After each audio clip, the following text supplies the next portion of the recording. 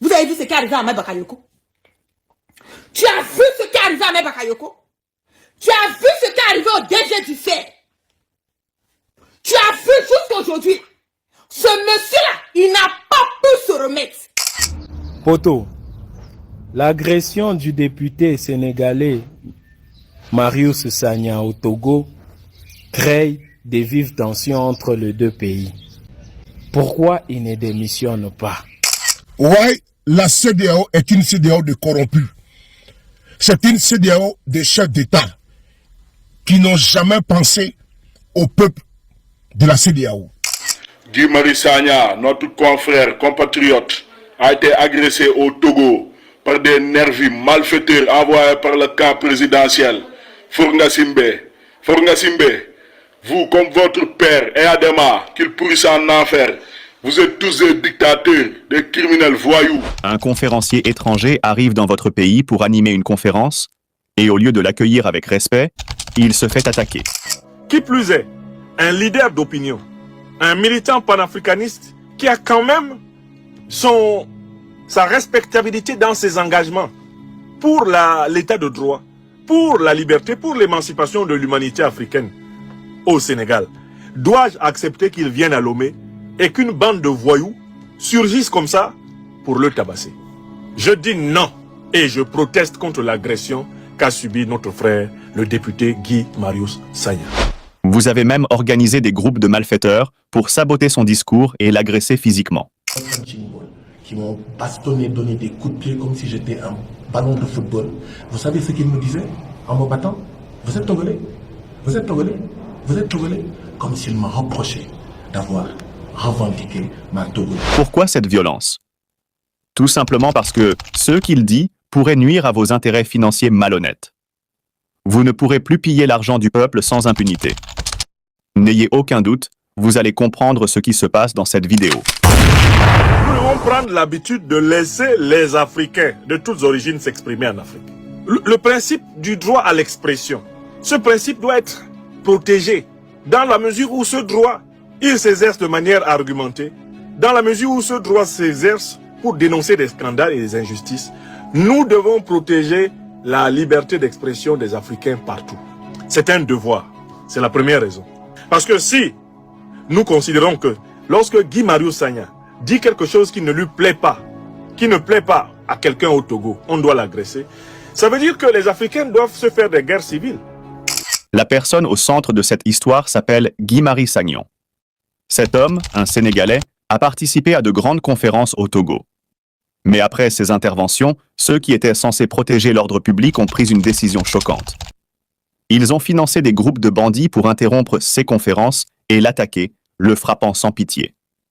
Guy Marius Sagna, notre confrère, compatriote, a été agressé au Togo par des nervis malfaiteurs envoyés par le camp présidentiel. Fourga Simbe, vous comme votre père et Adema, qu'il pourrisse en enfer, vous êtes tous des dictateurs, des criminels voyous. Mais prenez toutes vos responsabilités. Fourga Simbe, la CEDEAO aussi, prenez toutes vos responsabilités. Cette agression sur Guy Marius Sagna, si ça se reproduit, et la sécurité aussi de l'honorable député Guy Marius Sagna est entre vos mains. Et comme si cela ne suffisait pas, quand l'étranger a voulu porter plainte pour ces violences injustifiées, sa demande a été rejetée.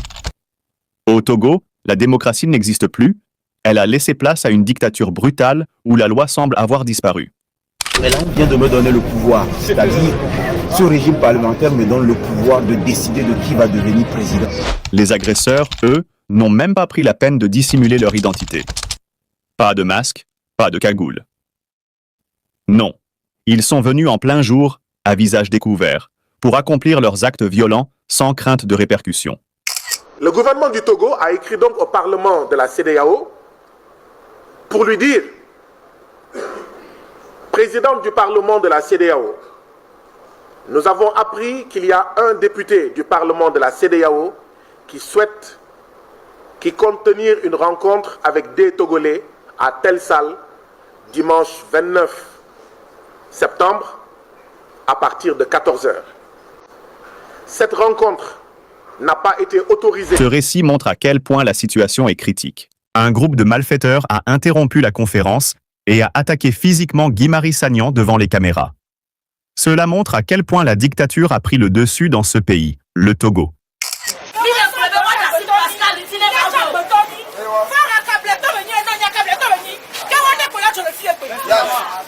Et lorsqu'il a décidé de déposer une plainte, que s'est-il passé? Ils ont tout simplement rejeté sa plainte. Mais souvenez-vous bien de ceci. Guy-Marie Sagnan est non seulement un conférencier, mais aussi un citoyen sénégalais déterminé à ne pas abandonner. L'un d'entre eux parle de nos problèmes, mais peut-être qu'il faut les mettre, peut-être même qu'il faut les laisser prendre la route. Peut-être même qu'en prenant la route, ils vont voir ce que vivent les populations. Mais vous savez pourquoi on les a mis en classe affaires? J'essaye d'interpréter. Les députés de la CEDEAO, ainsi que tous les agents de la CEDEAO, prennent des billets en classe affaires pour hisser tous les pays de la CEDEAO et tous les peuples de la CEDEAO en classe affaires à l'échelle du monde. Ce qui s'est produit ensuite va vous surprendre. Écoutez bien ce qui s'est passé par la suite. Il a tout révélé. Regardez cette vidéo où il détaille chaque moment de cette journée. Des citoyens togolais ont loué une salle. Des citoyens togolais ont loué une salle dans une paroisse. Ils ont payé la salle à 90 000 francs CFA. La réunion de dimanche, initialement, était prévue dans une salle louée dans une paroisse. Ce n'est pas moi qui ai choisi la salle, ce n'est pas moi qui ai payé la salle, ce n'est pas moi qui ai dit où cette réunion, cette rencontre citoyenne devait se tenir. Tout est expliqué, alors prenez le temps de la regarder. Ce sont des comportements indignes et inhumains. Un homme quitte son pays pour venir partager ses idées à travers des conférences, et comment réagit-on? Parce que vous savez très bien que cette personne plaide pour la liberté de l'Afrique, pour le développement des peuples africains, et que ses propos ne servent pas vos intérêts, vous avez pris une décision terrible. Vous avez financé des bandes de criminels pour interrompre son discours. Guy-Marie Sagnan venait à peine de prendre la parole lorsqu'ils sont intervenus. Tout cela parce que ses idées dérangent ceux qui profitent du statu quo. C'est un récit qui dévoile à quel point la liberté d'expression et la quête de justice sont mises à mal dans certaines régions. CEDEAO qui se font face.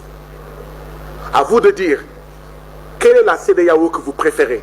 Quelle est la CEDEAO que vous soutenez? Et je vous encourage, s'il y a des choses dans ma posture que vous trouvez ne pas être bonnes, que vous trouvez ne pas être fidèles à vos intérêts, n'hésitez pas à me le dire. Des individus sont entrés soudainement et ont commencé à frapper violemment Guy-Marie Sagnan. Il a été gravement blessé et a dû être transporté d'urgence à l'hôpital. Ce qui est encore plus choquant, c'est que toute la scène s'est déroulée en plein jour. Ce n'était pas la nuit, mais en pleine journée, sous les yeux de tous. Et ces assaillants n'ont même pas pris la peine de se masquer. Ils étaient tellement confiants qu'ils savaient que leurs arrières étaient bien protégés. Ils ont attaqué Guy-Marie Sagnan sans hésitation. Un acte prémédité et calculé. Cela démontre à quel point le Togo est loin d'être une démocratie. Comment peut-on prétendre vivre dans un régime démocratique quand quelqu'un qui lutte pour le progrès et l'amélioration de votre pays se fait brutaliser? Guy-Marie Sagnan a quitté son propre pays pour venir partager son savoir et ses idées, pour chercher à apporter du bien à votre nation. Et voilà comment on le remercie. Vos propres autorités ont financé des groupes pour l'attaquer. Pourquoi? Parce que ces idées vont à l'encontre de leurs intérêts personnels. Ce qu'ils partagent menace leurs privilèges et fermerait les portes à leurs abus de pouvoir et à leur corruption. Ne pouvant pas tolérer cette injustice, Guy-Marie Sagnan a décidé de porter plainte. Et devinez quoi? Sa plainte a été rejetée. Cela montre à quel point certains êtres humains peuvent être cruels. Voyez-vous ce que vivent les Togolais sous l'emprise de certaines autorités? C'est une situation révoltante. Guy-Marie Sagnan est une personnalité importante et respectée dans son pays, le Sénégal. Mais il a été agressé de manière humiliante au Togo. Maintenant, imaginez ce qu'il se passe pour les personnes anonymes, celles qui n'ont ni notoriété ni soutien. Des gens sans défense qui subissent les mêmes injustices, voire pire. Regardez comment ces personnes sont maltraitées.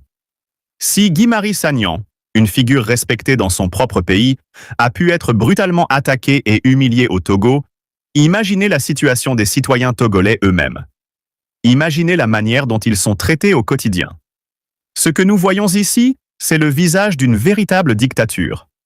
Au Togo, Si quelqu'un ose critiquer ce qui ne va pas ou exprimer une opinion qui contredit celle des autorités, il finit derrière les barreaux.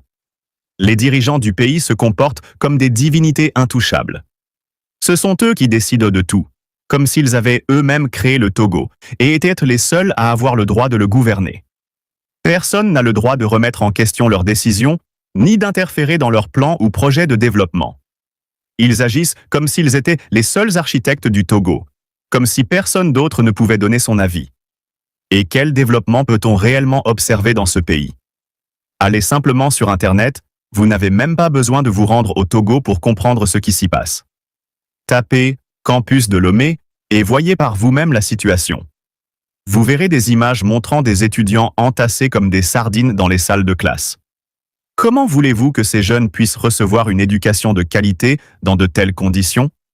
Si vous arrivez en retard, même de quelques minutes, il n'y a plus de place pour vous, et vous êtes forcé de rester à l'extérieur pour essayer d'écouter le cours. L'endroit où les jeunes devraient recevoir une éducation pour pouvoir un jour participer au développement de leur pays est dans un état pitoyable. Mais le problème ne s'arrête pas là. Le contenu même des programmes enseignés dans ces écoles est largement insuffisant et obsolète. Les étudiants finissent par obtenir leur diplôme, mais au lieu de trouver du travail, ils se retrouvent souvent au chômage. Faute d'opportunités, beaucoup finissent par se tourner vers des activités illicites pour survivre. Certains deviennent des braqueurs, contraints par la dure réalité de la vie quotidienne. Cette vidéo montre bien l'ampleur des problèmes sociaux et éducatifs au Togo. L'inaction et l'inefficacité des autorités conduisent à une jeunesse désabusée et sans avenir. Il est grand temps que des changements réels soient apportés pour améliorer le sort de ces jeunes et leur offrir des perspectives d'avenir dignes. On dit souvent que lorsque la tête ne réfléchit pas, tout le corps en pâtit. Et cela résume bien la situation actuelle. Bien sûr, on sait que gérer les problèmes d'un pays de 7 ou 8 millions d'habitants, comme le Togo, n'est pas une tâche facile. Personne ne s'attend à des miracles, mais il est nécessaire de faire des efforts, même minimes, pour améliorer les conditions de vie de cette population. Il est impératif de changer ce qui peut l'être, même si ce n'est qu'un peu. Il y a des ressources naturelles, comme l'océan du Togo, qui est parmi les plus profonds d'Afrique de l'Ouest. Où sont passées toutes ces richesses, tous ces biens transportés à travers ce pays? Le Togo n'est pas un pays immense, il ne fait que 6600 km², et pourtant, les problèmes qu'il rencontre semblent immenses, comme s'ils occupaient 60 millions de km². Pourquoi une si petite nation est-elle confrontée à des difficultés aussi grandes? C'est parce que ceux qui ont le pouvoir ne se soucient pas véritablement de résoudre les problèmes du pays. Ils ne pensent qu'à leurs propres intérêts, qu'à remplir leurs poches. Très peu de personnes ont réellement la volonté de changer les choses, de trouver des solutions pour améliorer la vie des Togolais. Et malheureusement, celles qui ont cette ambition se retrouvent souvent en prison, simplement parce qu'elles ont osé exprimer leur opinion et critiquer ce qui ne fonctionne pas. Ces personnes sont réduites au silence parce qu'elles ont tenté de parler pour ceux qui ne peuvent pas s'exprimer. Au Togo, les autorités se comportent comme des divinités, comme s'ils étaient au-dessus de tout. Ils agissent comme s'ils ne devaient jamais mourir, comme s'il n'y avait ni enfer ni paradis. Ils dirigent le pays comme s'il s'agissait de leur royaume personnel, avec eux comme rois incontestés. Cette mentalité doit changer si l'on veut voir un jour ce pays se développer véritablement.